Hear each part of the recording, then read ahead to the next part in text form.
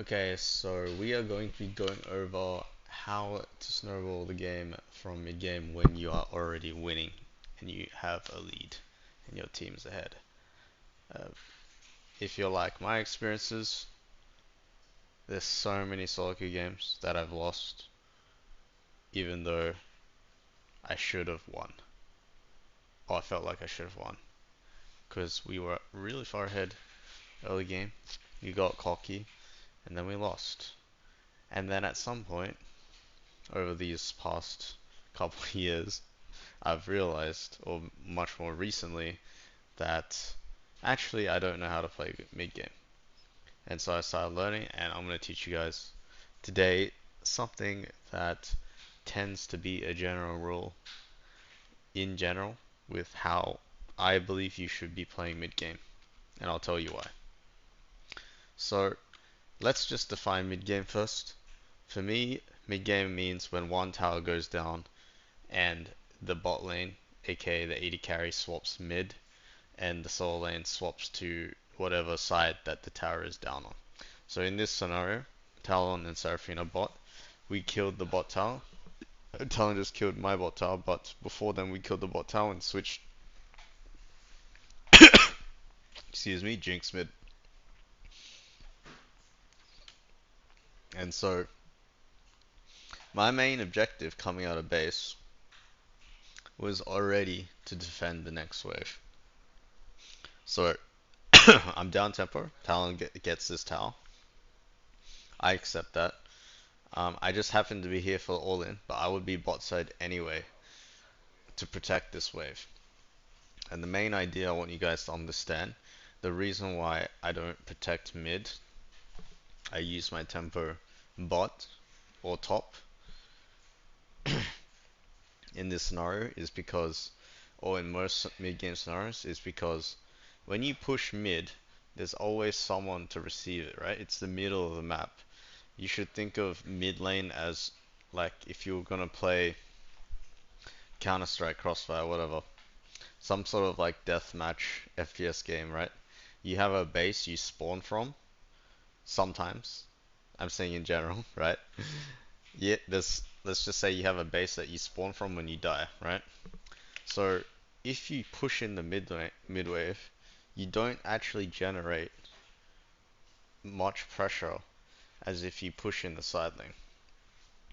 Because when you push in a side lane, you are forcing the enemy to catch the wave on one side of the map, which means it exposes the other side of the map. So that is something that I want you guys to think about when I'm talking about this concept, because if I can get my tower, my minions all the way to the enemy tower, that is going to mean that someone is going to be stuck under the enemy tower, whether it's top tower or bot tower, for a long period of time where they're either isolated and we can take a 5v4 in the mid lane, or we can take a fight in their jungle because he's not going to be there. Or the other, we can take a fight in the other side of maps.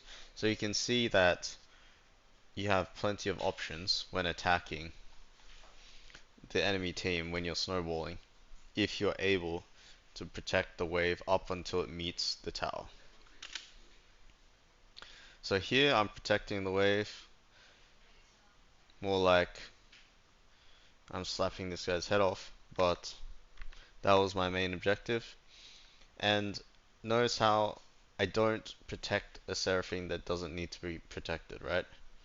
Here, if she just pushes bot, so she's making a mistake here by not pushing bot. If she just pushes bot all the way in, because Talon's dead for 20 seconds, and the enemy jungler cannot solo kill him because we have vision control, and you can't 1v1 him anyway, we can clear all the way to the tower.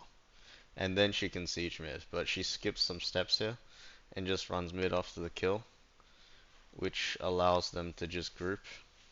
Talon doesn't need to go bot anymore. And so, since Seraphine is trolling, I decide that I'm going to switch. I'm a bit anxious about them dying, but My main goal should be to switch to top here. Right, I'm just hovering. I'm like a bit anxious, like, what are you guys doing? And then I switch to top to protect the top wave, but it's already dead because um, of my, I guess, indecisiveness. But you can see the concept here, where I'm constantly looking to protect rather than gank, get out of the mentality of ganking, to protect the wave so that it's able to go into the enemy tower. Or I'm looking to kill them if they're contesting the wave because I want a timer where my solo lane can move to the mid lane. As you can see, if you look at my solo laners, they have a lot more freedom. If I just pause the map, I have 5 mid and these two are pushing the side. Now, whether or not Seraphine and Rumble are making good decisions here, the main point is they have the free time and the enemy team do not have the free time. Hope you guys enjoyed.